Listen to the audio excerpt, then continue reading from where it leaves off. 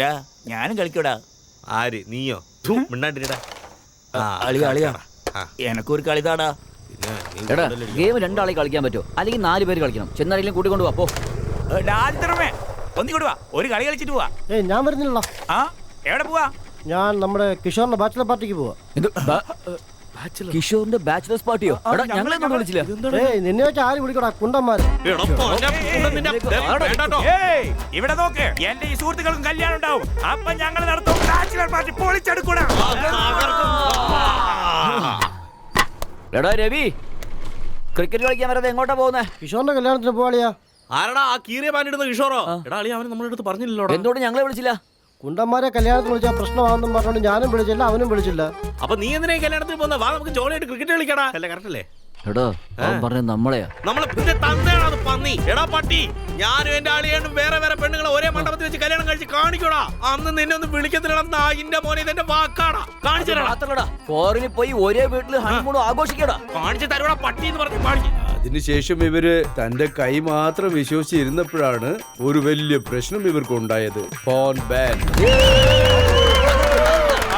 Jallikattu, methane, Sterlite, ഇങ്ങനത്തെ പോരാട്ടത്തിന് ഇപ്പൊ നിങ്ങൾ ചെയ്യുന്ന ഈ പോരാട്ടത്തിന് എന്താണ് വ്യത്യാസം? അടിപൊളി ചോദ്യം കേട്ടോ. ഈ ജെല്ലിക്കെട്ട് പോരാട്ടം മാത്രമല്ലാണ്ട് മറ്റുള്ള എന്ത് പോരാട്ടമായാലും പണി നിർത്താനായിട്ട് ചെയ്ത പോരാട്ടം.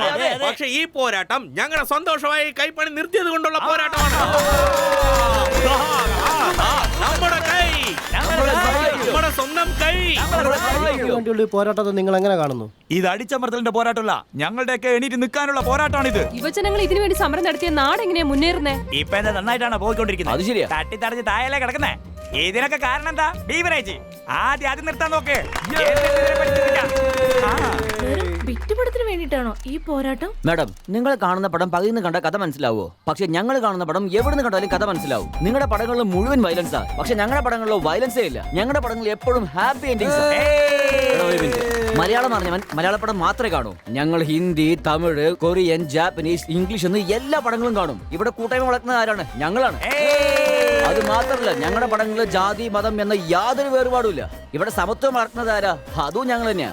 അത് മാത്രമല്ല, ഇത് കണ്ടോണ്ടിരിക്കുന്ന എല്ലാവർക്കും ഒറ്റൊരു കാര്യം പറയാം. ഈ പോരാട്ടം ഞങ്ങളുടെ കൈക്ക് വേണ്ടിയ പോരാട്ടം മാത്രമല്ല, നിങ്ങളുടെ കൈക്കും വേണ്ടിയുള്ള പോരാട്ടമാണിത്. കൊള്ളാലോ, ഇതിനെയും പോരാട്ടമെന്നാണോ പറയുന്നേ?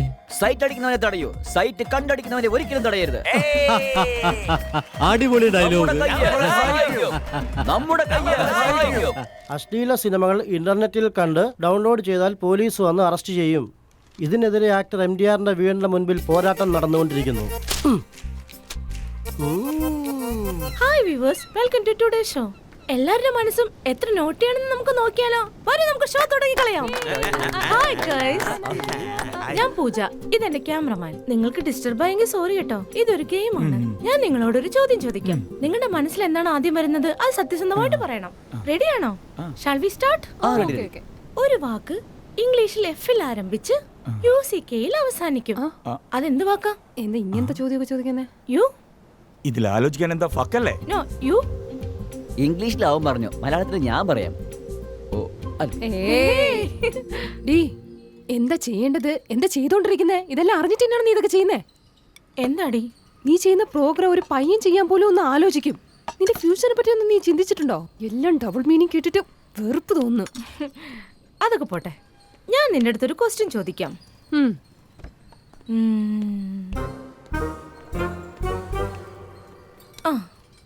ആ 2 ടേബിളിൽ ഇരുന്ന് കഴിക്കുന്ന ആ 2 പെണ്ണുങ്ങളെ നോക്ക്.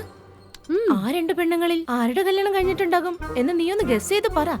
ആ പെങ്കൊച്ച് കഴിക്കുന്ന സ്റ്റൈലിൽ തന്നെ മനസ്സിലാവുന്നില്ലേ? എങ്ങനെയാ ഐസ്ക്രീം നക്കി കാമായിട്ട് കഴിക്കുന്നേന്ന് കണ്ടില്ലേ? ഇവിടെ നോക്ക്, എങ്ങനെയാ കടിച്ച് വികർസായിട്ട് കഴിക്കുന്നേന്ന്. ഇതിൽ തന്നെ മനസ്സിലായില്ലേ ആർക്കാ കല്യാണം കഴിഞ്ഞേന്ന്? ആ ഫസ്റ്റ് ടേബിളിൽ ഇരുന്ന് ഐസ്ക്രീം കഴിക്കുന്ന പെണ്ണിന്റെയാണ് കല്യാണം കഴിഞ്ഞത്. അതെങ്ങനെയാ? അവളുടെ കഴുത്തി കിടക്കുന്ന താലിയും കാലിലിട്ടിരിക്കുന്ന മിഞ്ചിയും കണ്ടാ ഞാൻ പറഞ്ഞേ.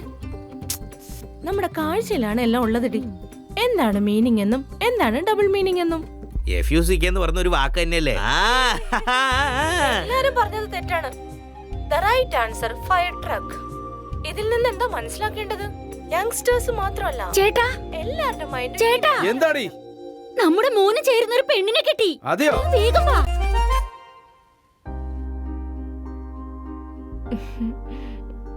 ഇതാണ് എന്റെ മകള്. മോളെ പൂജ, ഒന്ന് എഴുന്നേറ്റ് നിന്നേ. എങ്ങനെയുണ്ട്? നല്ല ഭംഗിയുണ്ടമ്മേ. നന്നായിട്ട് തന്നെ നോക്കിക്കൊള്ളണം. തിരിഞ്ഞു നില്ല്. കണ്ടല്ലോ, എല്ലാ സൈഡും നല്ലവണ്ണം നോക്കിക്കൊള്ളണം. ഇനി അങ്ങോട്ട് തിരിഞ്ഞേ. കണ്ടല്ലോ, 10 ലെഫ്റ്റ്. മതി, മോളിരുന്നോ. മോനെ, നല്ലവണ്ണം നോക്കിയല്ലോ, മുമ്പും പിമ്പും വലതും ഇടതും എല്ലാം. സർ, ഇതൊക്കെ എന്തിനാണ്? കണ്ടായിരുന്നു അനിയ, കണ്ടു അന്നത്തെ സംഭവം. അതിന്റെ തലവൻ നീ ആയിരുന്നുവല്ലോ. ഒരുപാട് ആപ്പുകളിലും പലതരത്തിലുള്ള വീഡിയോസ് കണ്ടു കാണുമല്ലോ. അതൊക്കെ കണ്ടിട്ട് നാളെയുണ്ടല്ലോ എന്റെ മകൾക്ക് അത് ശരിയല്ല ഇത് ശരിയല്ല എന്ന് പറഞ്ഞ് എന്റെ വീട്ടിലേക്ക് തന്നെ തിരിച്ചു വിടരുതല്ലോ. അതുകൊണ്ടാ കേട്ടെ. കണ്ടിട്ട് തൃപ്തിയായില്ലേ? ആ, നിങ്ങളുടെ മകന് തൃപ്തിയായതുപോലെ എന്റെ മോൾക്കും തൃപ്തിയാവണം. അതിനു വേണ്ടി നിങ്ങളുടെ മകനെ ഒന്ന് ടെസ്റ്റ് ചെയ്യാൻ പോവാ. വേണമെങ്കിൽ നിങ്ങളുടെ മകളെ പോലെ എന്റെ മോനെ എഴിച്ചു നിന്ന് മുന്നേയും പിന്നെയും കാണിക്കാൻ പറയട്ടെ. ആണുങ്ങൾ പ്രത്യേകിച്ച് എഴുന്നേറ്റ് നിന്നാ പാന്റിന്റെ സൈസും ഷർട്ടിന്റെ സൈസും എല്ലാം അറിയൂ. ഞാൻ അതല്ല പറഞ്ഞേ, ഞാൻ പറഞ്ഞു വന്നതേ വേറെയാ. അമ്മേ, അങ്ങേര് എന്ത് ടെസ്റ്റ് വേണമെങ്കിലും വെച്ചോട്ടെ. അതിനു മുമ്പ് ഞാൻ ബാത്റൂം ഒന്ന് പോയിട്ട് വന്നോട്ടെ. സാറേ, എന്റെ മോന് നിങ്ങൾ എന്ത് ടെസ്റ്റ് വേണമെങ്കിൽ വെച്ചോളൂ. അതിനു മുമ്പ് അവന് ബാത്റൂമിൽ പോണത്രേ. നിങ്ങളുടെ വീട്ടിൽ ബാത്റൂം എവിടെയാ ഉള്ളത്? ഇത്രയേ ഉള്ളൂ മോനെ.